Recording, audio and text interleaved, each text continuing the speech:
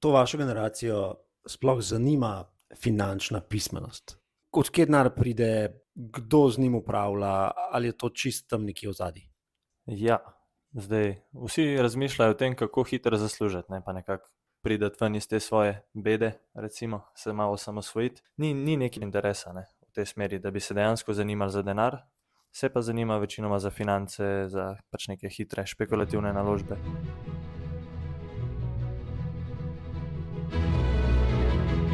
To je oddaja na Coinu, portala The Crypt in z vami sva David, in Stane. V njej razpravljava o Bitcoinu na preprost način. zelo po domače. Če ti v družbi nerodno vprašati o kakšni stvari, Vprašaj najo in posnela bova odgovor. vprašanje pošli na info@thecrypt.com. Oziroma info@dakript.com. Priročnik o denarju je prva slovenska knjiga, ki opisuje nastanek denarja vse od pojava Bitcoina skozi oči avstrijske ekonomije. Knjiga je napisana kot priročnik za vse, ki bi radi v nekaj korakih izvedeli, kaj Bitcoin predstavlja znotraj svetovnega gospodarstva in katere posledice prinaša njegov razcvet. Z nami je avtor knjige Klemen Končan Verstovšek. Klemen, živijo.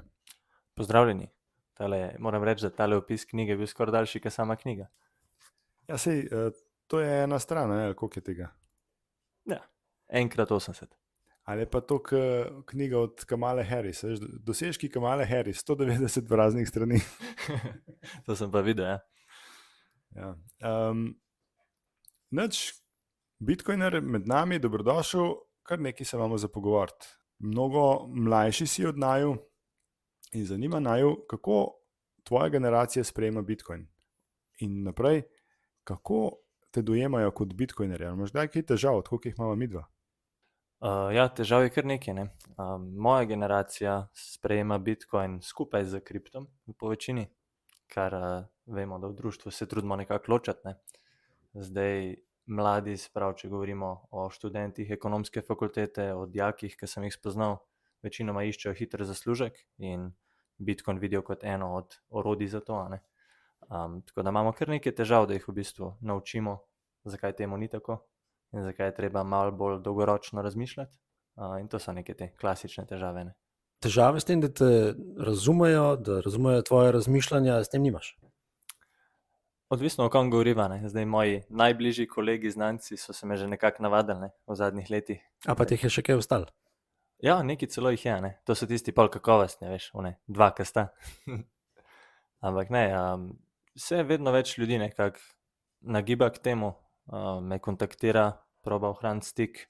Veliko ljudem sem že tudi osebno pomagal, sploh mojih let, mogoče tudi kakšnim starejšim, z nekim svetovanjem, kako v bistvu kupiti Bitcoin, kaj je Bitcoin. Je tega kar veliko, je pa tako, kot večina stvari pri Bitcoinu to zelo odvisno od cene, ne. Največ tega recimo je bilo v prvi polovici letošnjega leta, zdaj sem pa malo na dopustu. Čeprav je cena zelo blizu najvišji do zdaj, ne? Koliko to vašo generacijo sploh zanima finančna pismenost? A sploh razmišljajo o tem? Razmišljajo o tem, od kje denar pride, kdo z njim upravlja, ali je to čist tam nekje v zadnji? Ja, zdaj vsi razmišljajo o tem, kako hitro zaslužiti, ne pa nekako priti ven iz te svoje bede, recimo, se malo osamosvojiti. Veliko jih poskuša z nekimi startupi, pa imaš te variante klasične, dropshipping, kriptotrgovanje in podobno.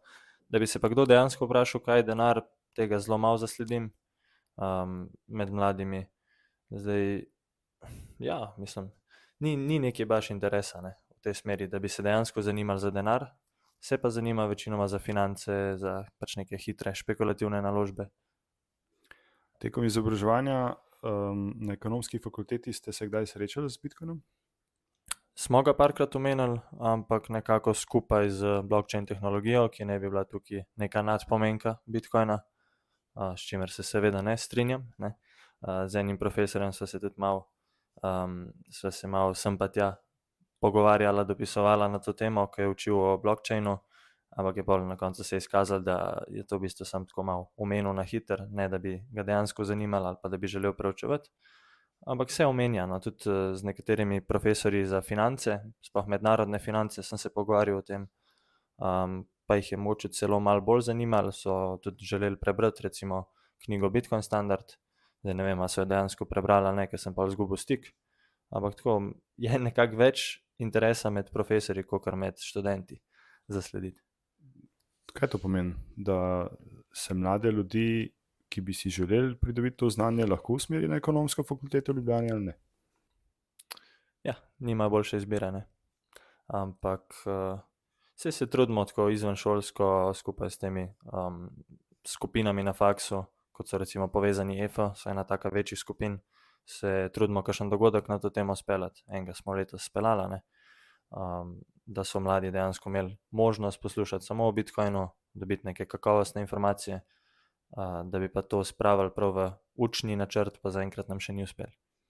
Poleg zaključka študija na ekonomski fakulteti si opravil še en študij, ki je pa bolj posvečen Bitcoinu oziroma avstrijski ekonomiji.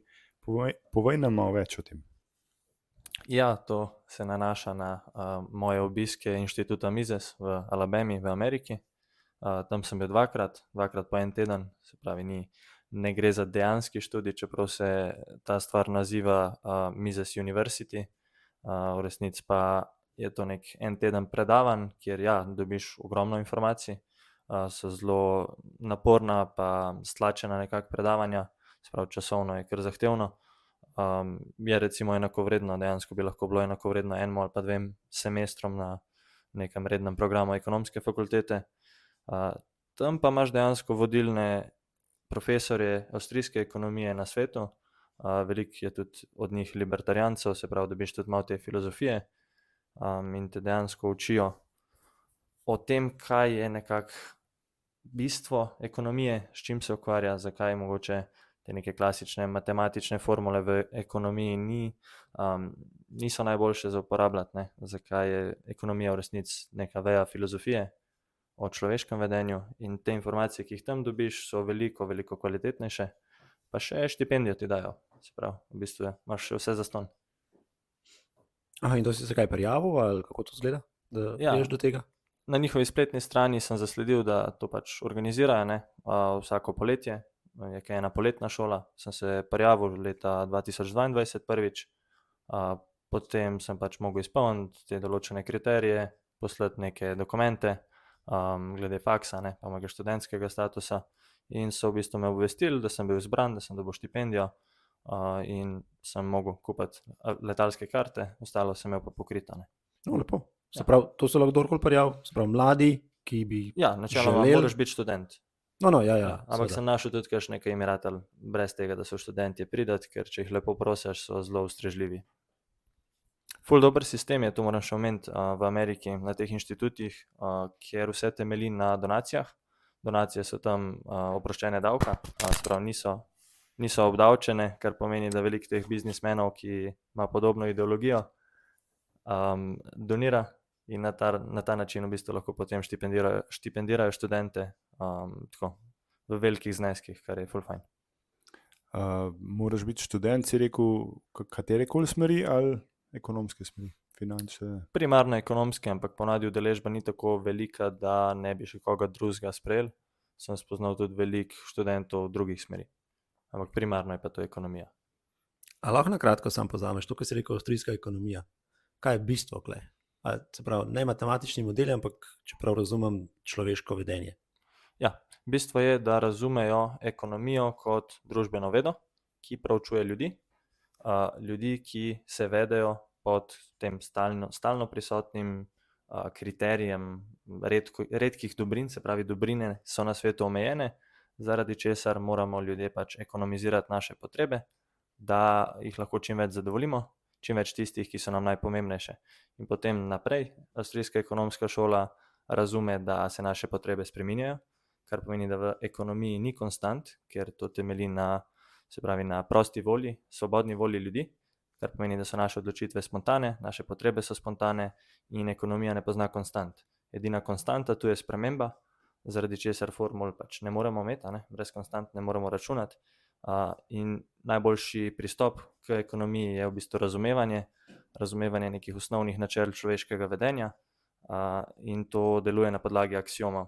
Se pravi, vse, kar avstrijska ekonomska šola dela, je, da gradi teorijo na podlagi aksiomov in glaven aksiom, kot sem že rekel, je, da se ljudje vedemo, ker so dobrine na svetu omejene in primarna dobrina je čas. Ker je čas omejen, moramo ekonomizirati in to je to.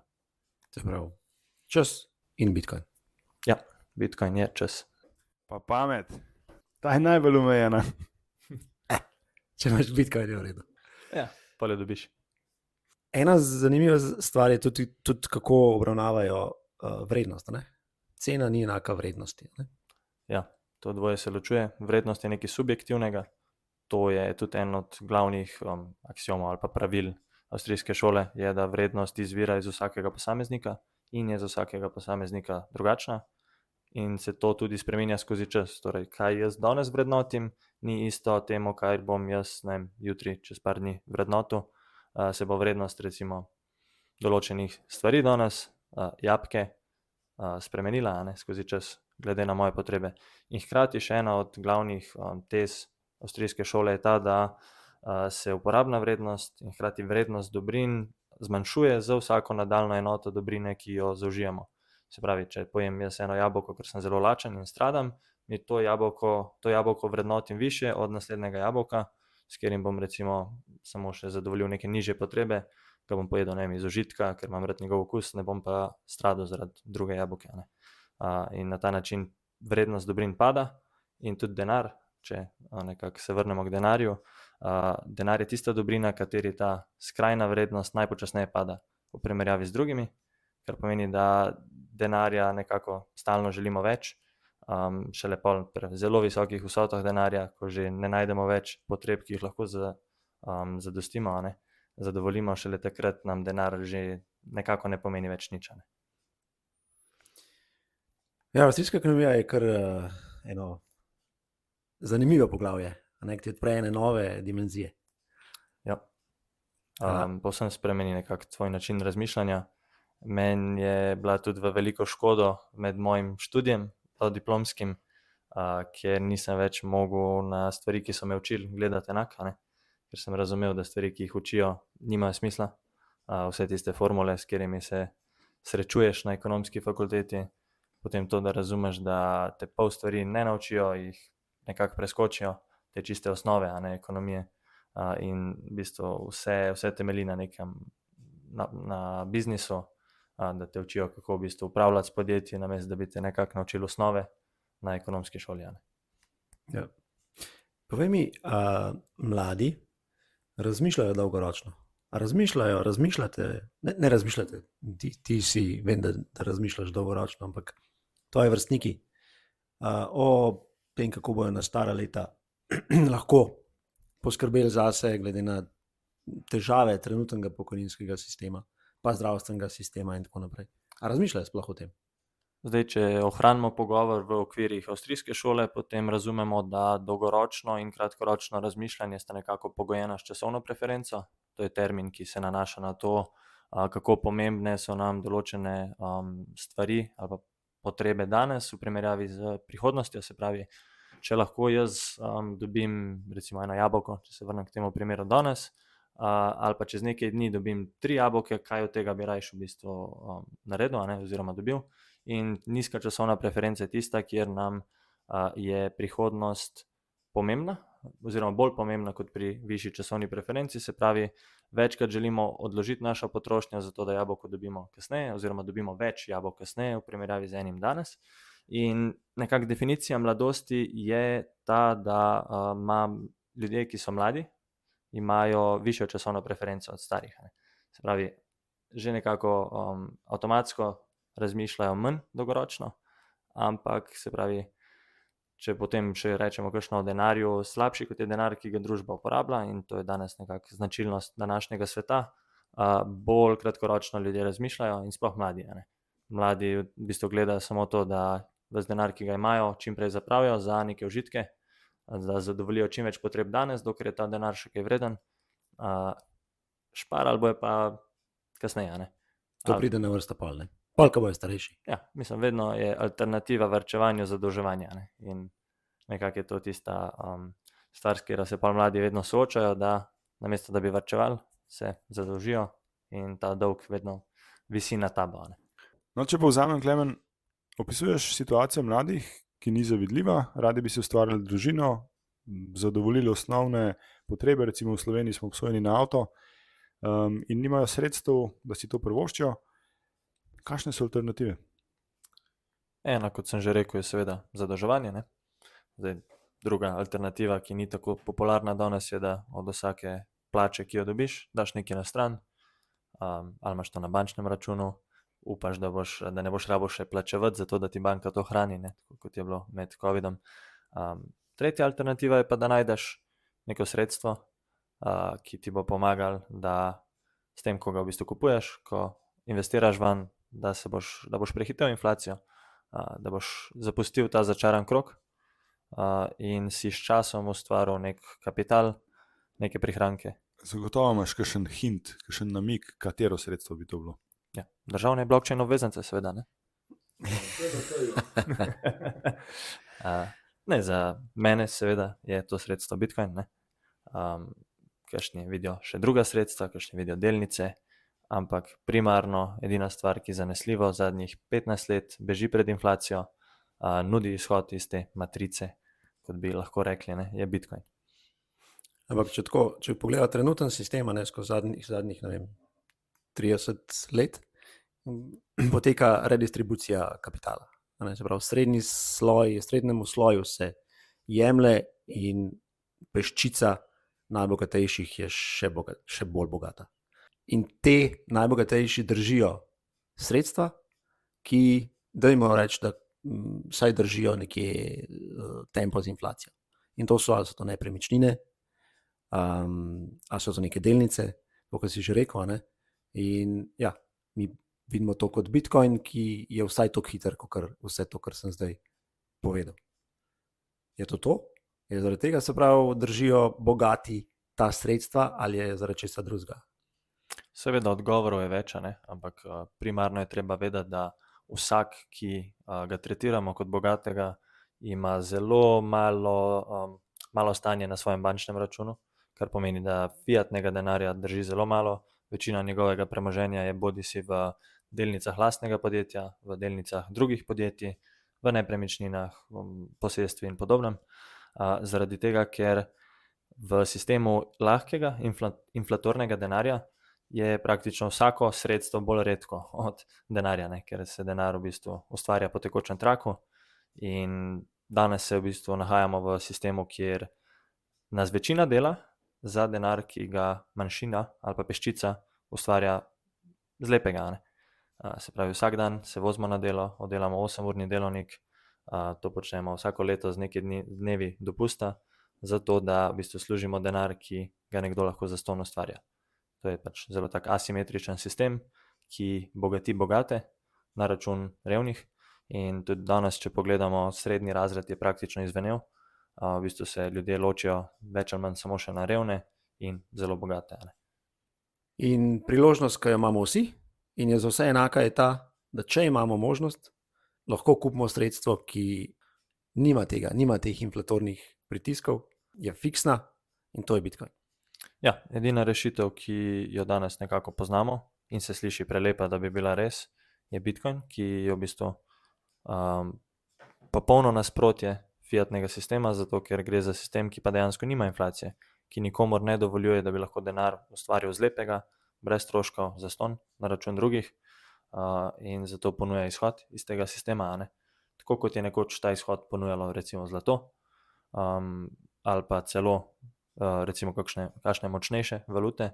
Če pogledamo neke manj razvite države, ki se soočajo z višjo inflacijo strani centralnih bank, se njihovi v bistvu davkoplačevalci varčujejo v dolarjih, recimo kot najmočnejši valuti ali pa najstabilnejši valuti. Recimo v času Jugoslavije smo iskali recimo marke, nemške, ki so tudi imele nižjo inflacijo od hiperinflatornih, kaj so bili, dinarjev. No, danes pa končno imamo neko zelo zanesljivo alternativo v Bitcoinu. Klemen, tekom tvojega študija in izobraževanja izven fakultete si delal neke zapiske in iz teh zapiskov je nastala prej omenjena knjiga Kakšen je bil ta proces? Ta proces je bil tak, da je bil en mojih glavnih ciljev, odkar sem začel študirati Bitcoin, se nekako udejstvovati v Bitcoinu, sodelovati z Bitcoin društvom Slovenije, da je bil moj cilj, moja želja, da svojemu faksu, ekonomski fakulteti v Ljubljani, pustim za sabo vsaj nek pečat, in to sem želel v bistvu izvesti v obliki enega dogodka, enega recimo predavanja, kjer bi mlade podučil o Bitcoinu in hkrati jim ponudil še vse, kar ponuja Bitcoin društvo Slovenija, neko celostno izobraževanje o Bitcoinu. In ker sem se hotel pripraviti na to moje predavanje, sem si začel v bistvu pisati nek daljši esej z opornimi točkami, ker to je pač moja neka navada, da ko se pripravljam na predavanje, si rad zapišem stvari na list oziroma v Word in to vedno potem še objavim kot nek članek, ki se ga ljudje, ki recimo se niso udeležili predavanja, lahko preberejo. No, ta stvar je pa v bistvu ratala kar obsežna in sem jo dopolnjeval, sploh zato, ker se je ta naš dogodek zavlekel za kar nekaj mesecev, kar pomeni, da sem imel dodaten čas, da sem v bistvu se pripravil. No, in tega besedila je bilo vedno več. Hkrati, sočasno je pa projekt Bitcoin knjižnica z Borisom in Živo rastel, se razvijal, dodajal nove knjige in v bistvu oblikoval nek mehanizem za izdajo knjig, kar mi je v bistvu omogočalo, da lahko tudi jaz ta svoj esej sprva spremenim v nek krajši priročnik. To je bila naša prva ideja, da bo to nekaj, kar bomo talali v sklopu društva za tiste, ki se želijo na hitro izobraziti o denarju in delno o Bitcoinu. No, pa sem pa dodal še kar nekaj strani in sem se odločil, da bom to v bistvu spremenil kar v knjigo, v bistvu knjigo, slash priročnik o denarju, in to sem uresničil pa letos aprila, ko je knjiga dejansko išla. Super. Naslov knjige je Od barantanja do Bitcoina, priročnik o denarju. Seveda jo dobite v Bitcoin knjižnici. Če dobro poslušate najin podcast, tudi kakšen popust pade. Spet imamo novega sponzorja. Ne. Mama. Bitcoin knjižnica najnim poslušalcem podarja 20% popusta na posamezno knjigo. Pojdi na www.bitcoin-knjižnica.si in nesi kodo na coinu. Eno po eno. Saj veste, knjiga na knjigo palača. Kakšna palača? Ja, polno knjig, kakšna pa. Kje pa jo lahko ljudje še kupijo? Ja, knjiga je tudi v distribuciji v sklopu založbe Primus, ki nam je to opcijo ponudila letos skupaj z ostalimi knjigami iz zbirke naše knjižnice, tako da je na voljo v vseh večjih slovenskih neknjigarnih knjižnicah in hkrati večini knjigarn, z izjemo Felixa, ki pač teh knjig žal noče. Na voljo bodo tudi na knjižnem sejmu, ki prihaja v novembru, se mi zdi, nočem se zdaj zareči. Tam bomo predstavili celo našo zbirko, kjer smo pravkar dodali še eno novo knjigo, ampak več o tem bom pustil Borisu, da kdaj pove. In tam bomo v bistvu na knjižnem sejmu imeli tudi, upam, da kakšno predavanje, predstavitev vseh knjig, lahko se boste spoznali z nami in bo tak lep dogodek, kjer lahko dobijo bralci knjigo tudi po sejemskem popustu. Še en dogodek se bo za bitcoinerje zgodil v Sloveniji, NiceHashX konferenca. Boš tam prisoten? Ja, seveda. Tam bomo imeli svojo stojnico v sklopu Bitcoin društva, Bitcoin knjižnice in trgovine Bitcoin Shop. In hkrati bomo, kot je Nina povedala v prejšnji epizodi, bosta dva odra, en za tuje goste oziroma predavatelje, en pa za slovenske, in tam bom kakšno predavanje speljal tudi jaz. Sam hotel sem te vprašati, če lahko dobil tam tvoj podpis v knjigo. Seveda. Klemen, kako ti vidiš, da bi mlade navdušili nad Bitcoinom? Ali pa saj začeli razmišljati o denarju? Se vem, da je to še težje. Ja, zdaj to se stalno spremenja. Veš, ko sem začel, mi je bilo primaren način, mi je bil ta, da sem vsaj zgasil. Vsaj sem hotel pocukati za rokav, mu reči, si že slišal za Bitcoin, kada sem nek prodajalec, imam nekaj od tega. S časom pa seveda postaneš starejši, modrejši, karkoli. In sem v bistvu začel rajš delati stvari, sprav postaviti nek vzor ljudem, recimo, če bi lahko temu tako rekel, da so se sami začeli zanimati in da so v bistvu sem jaz njih pritegnil, ne da bi rabil siliti v njih, na tak nek posreden način. In to se mi je še najbolj obrestovalo zdaj v zadnjem času, ker sem dobil tudi recimo nekaj spoštovanja od malo starejših ljudi, ki mi sprva ne bi zaupali, ne, sploh če bi mislil, da jim nekaj prodajam. Tako da moj pristop je ta, da trudim se biti nek vzor ljudem, nek example, ne, s tem, kaj jaz delam, kako jaz živim, kako jaz, ne vem, urejam svoje premoženje in na ta način vidim v bistvu, to je za mene najboljši način, da v bistvu Bitcoin in denar predstavim mladim, pa da sproti še kaj objavim na kakšno socialno mrežo. Ne.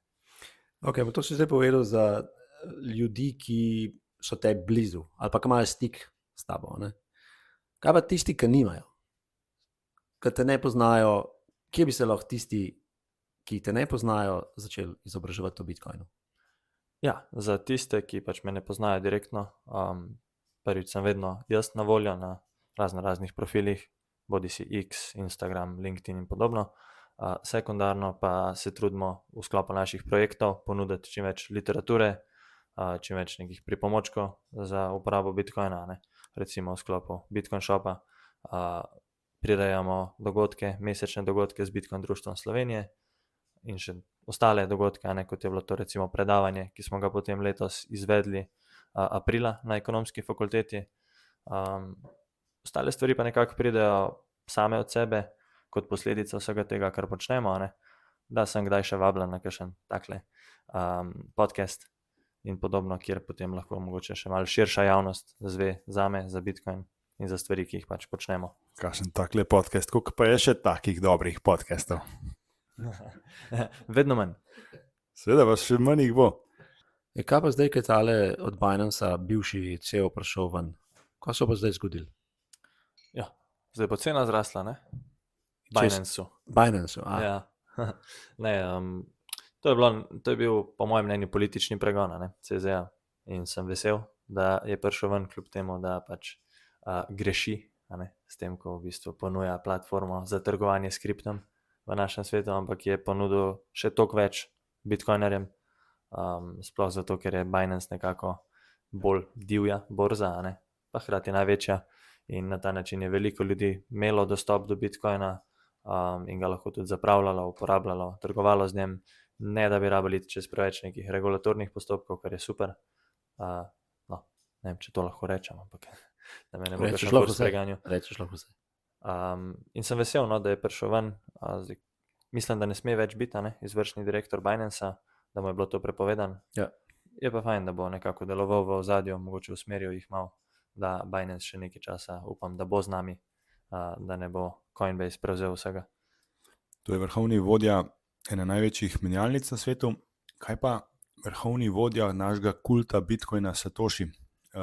Ameriška televizijska mreža ali televizijski kanal HBO oglašuje eno oddajo, kjer naj bi razkrili Satoshija. Celo so jo raztegnili na 2 dela in da bodo v drugem delu razkrili Satoshija. Pustimo zdaj, koga so oni potunkali, kako mim so falili, ampak kako smiselno je, da najdemo oziroma ne najdemo Satoshija? Kaj praviš na to? Po mojem mnenju je zdaj z vidika neke kratkoročne cene Bitcoina pa stabilnosti zelo pomembno, da se ne zve, kdo Satoshi je.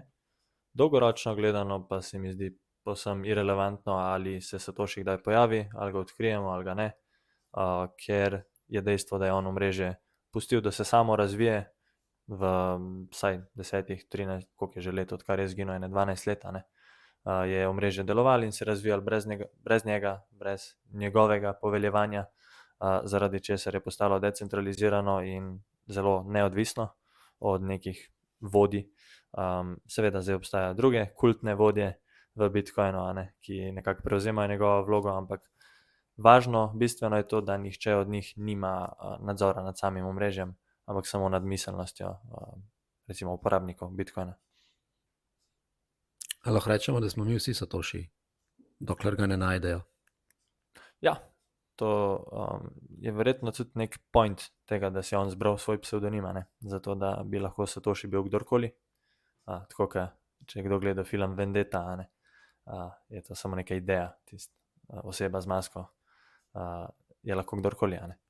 In to je čar Bitcoina. Seveda se potem pojavljajo razne osebe, ki trdijo, da so Satoshi, da bi same sebe okoristile, in to pač za nekaj časa povzroči nek hype neko zanimanje, nekateri celo nasedajo in verjamejo. Ne? In fajn je, da ima ta Bitcoinova zgodba stalno neko to skrivnostnost, ne? Zaradi katere potem v bistvu pritegne veliko ljudi in ostaja Bitcoin zanimiv. No, pa razen te kratkoročne posledice, ki lahko sledi odkritju Satoshija, omenil si padec cene Bitcoina, se tudi kratkoročno ni pomembno, a vemo, kdo je Satoshi ali ne. Oziroma, če izvemo, kdo je, pa je on ali skupina mrtva, nedelujoča, se njegovi coini ne bodo premaknili, torej ne bodo preplavili trga in bo samo sentiment tukaj za njihov ceno. Ja, mislim, zdaj to, če bi vedeli, da je on mrtev, recimo, ne, potem bilo nekako dejstvo, da se njegovi kovanci ne morejo premakniti, seveda bi lahko on dostop do kovancev prepustil komu drugmu, ne, bi jih lahko zapustil, ampak kratkoročno je to problem iz vidika, da bi veliko ljudi bilo oškodovanih, recimo tistih, ki bi imeli vse svoje prihranke v Bitcoinu in bi se jim kaj zgodil, bi nujno nekaj denarja potrebovala, ne, in bi kar naenkrat na ta račun lahko dobili veliko manj za svoj denar ali pa za svoje bitcoine. Ampak to je pač neka lastnost trga, katera je neizogibna, ne glede na to, ali je to Satoshi ali je to kakšna večja institucija, ki začne bitcoin prodajati, kot je recimo nemška vlada. Ne? Ampak ja, ne bi pa seveda to ogrozilo bitcoinovega obstoja. Prej si omenil, da skušaš voditi mlade s svojim zgledom. Kje si še dejaven v slovenski bitcoin sceni? Nekaj malega sem že omenil v Bitcoin društvu Slovenija, ne? Tam v bistvu upravljam funkcijo tajnika, se pravi tukaj izobražujemo, organiziramo dogodke, se trudimo širiti informacije ali pa dajati informacije ljudem, ne? Privabiti čim več članov. Nekaj tudi organizirate vsak mesec, da bi kam povabil naše poslušalce? Ja, v sklopu dveh skupin, ena je Bitcoin Ljubljana in druga je Bitcoin Maribor, organiziramo mesečne dogodke, meetupe, seveda to vse skupaj deluje v okviru Bitcoin društva Slovenije in vsak mesec se dobimo ali v kavarni Sputnik za Ljubljano ali pa v kavarni Betnava v Mariboru in tam v bistvu podebatiramo, imamo kakšno predavanje, pol se podružimo ponovadi v kavarni. Zdaj čar teh meetupov je, da v bistvu obiskovalci dobijo nek občutek, kakšna je Bitcoin scena v Sloveniji, kdo vse je aktiven, lahko spoznajo člane, lahko spoznajo somišljenike in pač v bistvu napletejo nova prijateljstva. Ne. V resnici vsi iščemo Satoshija, ne treba ta povej. Seveda, ja. Seba je nekoč bil v Sloveniji. Večkrat. Mislim, enkrat. Sam čak nori si bil enkrat, dvakrat. Hej, kam pa ti pospraviš svoj Bitcoin? Ja, porka Madonna, Mandejana strojno denarnico. Če še nimaš, ima zate Bitcoin shop. Se veš, skodo na Coinu dobiš 5% popusta na vse denarnice in oblačila. www.bitcoin-shop.si. Klemen, ti si sodeloval tudi z Sejfedinom Amusom, ne? Avtorjem knjige Bitcoin Standard, Fiatni standard in Principle of Economics. Kaj sta počela? A te kaj učil, a sta tenis igrala, kaj sta delala? To si te malo hecen vprašal, ne? Za njega sem jaz vedel v času moje fascinance nad psihologijo. Ful sem bil fan Jordana Petersona en svoj čas in on je imel na svojem podcastu Sejfedina enkrat. Sem slučajno to zasledil. Bitcoin me je takrat že delno zanimal, ampak bolj v sklopu kripta, pa tehnologije, blockchaina in podobno. In pa sem poslušal ta njun podcast, ki je še danes najbolj legendarnih nekak Bitcoin podcastov. In sem bil v bistvu toliko navdušen, da sem kupil njegovo knjigo, Bitcoin Standard, in sem jo prebral v roku parih dni, kar takrat za mene še ni bilo nekaj običajnega. Pol takoj potem je v bistvu izšla knjiga Fiatni standard in sem jo lahko še njo takoj kupil, prebral, se navdušil, ne. In sem začel malo brskati, kje bi lahko do tega avtorja dostopil, do recimo več njegovih vsebin in že na podcastu mislim, da je večkrat omenil svojo platformo sefedin.com, zato sem pač to zgooglil, ne. In tam sem videl, da organizira neke seminarje, ima neke svoje skupine, v katere se lahko včlaniš, ker so vse online, tako da sem se včlanil za kakšno leto ali pa še malo več. In dejansko si ga tam lahko spoznal, ker organizira, ne vem, enkrat, dvakrat tedensko ima Zoom seminarje z pač svojimi člani, ki jih ni toliko, zaradi česar imaš v bistvu šanso, da ga spoznaš, da ga kaj vprašaš, podebatiraš, ne, kar te zanima, ker je v bistvu tak interaktivni web učitelj, kako bi temu rekel, ne. In je v bistvu bil hkrati on moja vzporedna izobrazba za ekonomsko fakulteto. To ni šlo skupaj, jaz rekel. Ne, ful slabo se je mešal. Ampak sred so bili njegovi seminarji v popoldanskem času, ne, ker so bile že študijske obveznosti zaključene. No in tako sem ga spoznal, da je tudi on pol približno vedel, kdo sem jaz. Pol pa sem zvedel, da ko sem bil v društvu nekaj časa, da ena skupina ljudi, Orkabej, prevaja knjigo Bitcoin Standard, kjer sem že jaz en svoj čas hotel prevesti, ampak nisem imel financ. In v bistvu sem jih kontaktiral, sem zvedel, kdo so. Sem zvedel, da organizira en dogodek ob izidu te knjige v BTC-ju, zato smo se v bistvu dobili. No, ta skupina ljudi so bili Peter Opara, Andrej Škraba in Klemen Selakovič.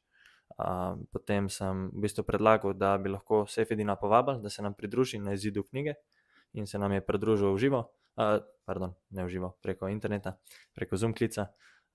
Je povedal par stvari in je bil tak zelo zanimiv, zelo obiskan dogodek. No, po temu pa smo Sejfedina spoznali z vsemi, ki so se udeležili konference v Pragi leta, ko je bilo 2023, ne. In tam smo ga spoznali na njegovi stojnici. Mene je pa celo prosil, da mu pomagam tam prodajati knjige, ker je rabil pomočnike, tako da sem se javil, sem rekel, da lahko. In smo se v bistvu nekako zbližali, spoprijateljili. No, na to pa sem nekaj časa za njega še delal, mu pomagal pri v bistvu tej platformi pa distribuciji knjig, tako da danes ne delam več za njega, sva pa v nekem prijateljskem odnosu in on prihaja na Bitcoin konferenco v Mariboru, kjer bo v bistvu prvič obiskal tudi Slovenijo v živo, ne tako kot prej, ne, online. Tako da za vse, ki mogoče so fani njega ali pa mu sledijo, ga lahko tam spoznajo in kakšno rečejo z njim. Hvala, Klemen, za tole, kar si delil z nami. Dajte pogledati, poslušalci, za njegovo knjigo. Tako kot je rekel, ni debela knjiga, je taka zelo prijazna. 80 strani, ne, če se ne motim, tam nekje. Tam nekje, ja. In se zelo hitro bere, zelo strnjeno povzame bistvo trenutnega denarnega sistema in na kratko o Bitcoinu. Tako da, če gledate, kje bi štartali, pa da sama osebina ni pretežka, je to absolutno lahko ena izmed točk ali pa ena izmed knjig, s katerim lahko začnete. Ja, če lahko še to sam na hitro povemo v knjigi. Knjigo sem med drugim izdal tudi zato, ker sem videl, da mladi imajo zelo kratko pozornost. Ne? Ja, zaradi česar v bistvu niso bili pripravljeni tisti, ki sem jim to ponujal ali pa priporočal prebrati, recimo Sejfedinovih knjig, sploh ko še niso bile na voljo v slovenščini, ne? Zato sem se odločil, da bom to knjigo v bistvu napisal kot nek celosten priročnik, ne? Ki povzame njegove knjige, povzame ekonomsko teorijo, primarno zgodovino denarja, ne? Razvoj denarja od nekih primarnih, nekih primitivnih oblik denarja do Bitcoina, ne? In na kratko piše še Bitcoin. Zato je tudi ne mislim nikoli prevajati v angleščino in objavljati, ker gre v resnici za neko malo krajšo obnovo, ne? Vseh del, ki sem jih jaz do zdaj prebral. Tako da za tiste, ki se jim ne da brati 1000 plus strani vsega skupaj, je to neka dobra alternativa. Kje te lahko ljudje najdejo ali pa ti sledijo? Primarno na recimo X-u, @klemenkv. Mogoče bom v prihodnosti imel še spletno stran, kjer me bodo ljudje lahko našli, pa imajo tudi moj Instagram profil koncanklemen in pa na LinkedInu. Ali pa v živo na meetupih Bitcoin društva Slovenije. Kaj pa na Nostru? A si na Nostru? Imam pa tudi Noster. Imam. Ne vem točno, kako imam ime, mislim, da je tudi klemenkv, tako kot na X-u. Sicer ga ne uporabljam toliko veliko, moram priznati. A ti še ne slediš na Coinu računu? Sledim. Slediš? In to zaradi nagradne igre? Ne ti bo. Zaradi nagradne igre, a ne? Ja. Dajte še vi. Hvala, Klemen. Hvala za povabilo.